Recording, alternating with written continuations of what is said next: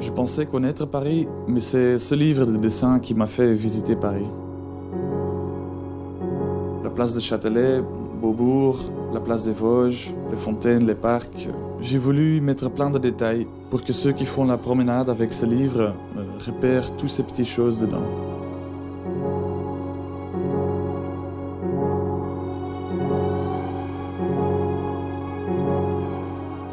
J'aime qu'ici on parle français et que moi je suis flamand avec une culture sinon américaine, tout ce qui sort à la télé.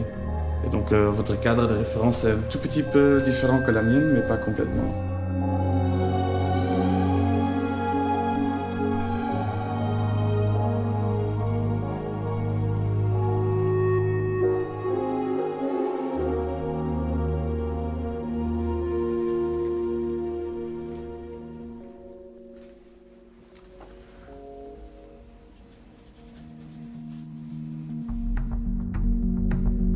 Le passage des panoramas, c'est un des seuls lieux où j'ai pris des photos de petits détails pour pouvoir ensuite les reconstruire dans le dessin. La crêperie, l'horloge. Il faut ensuite simplifier tout ça et aplatir en fait. Et choisir les éléments que tu veux mettre dans le puzzle.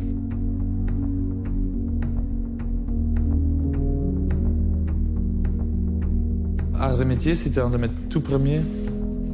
Cette fantaisie Jules Verne là.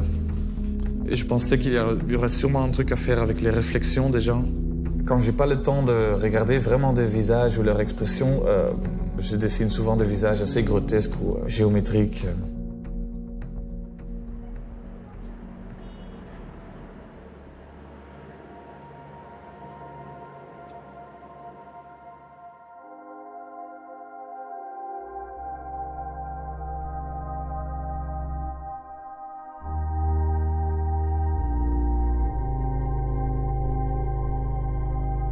Paris, c'est gris, et puis il y a Pompidou. C'est comme une tache bleu-rouge qui te fait rendre compte qu'en fait, ah ouais, tout le reste est gris en fait. C'est pas facile parce qu'on sait qu'il y a ces tubes-là et tout ça, et ces structures. Donc finalement, j'ai choisi de le faire complètement aplati parce qu'on aurait comme une peinture un peu abstraite si on ferait comme ça, complètement géométrique, mais en mettant des personnages dedans un peu quand même.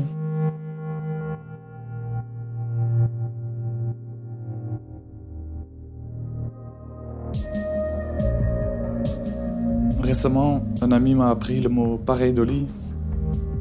Ça veut dire quand on regarde une tache sur un mur ou le lait dans ton café, tu peux voir des formes spécifiques, un visage, un animal, la tête de Jésus, dans des taches arbitraires.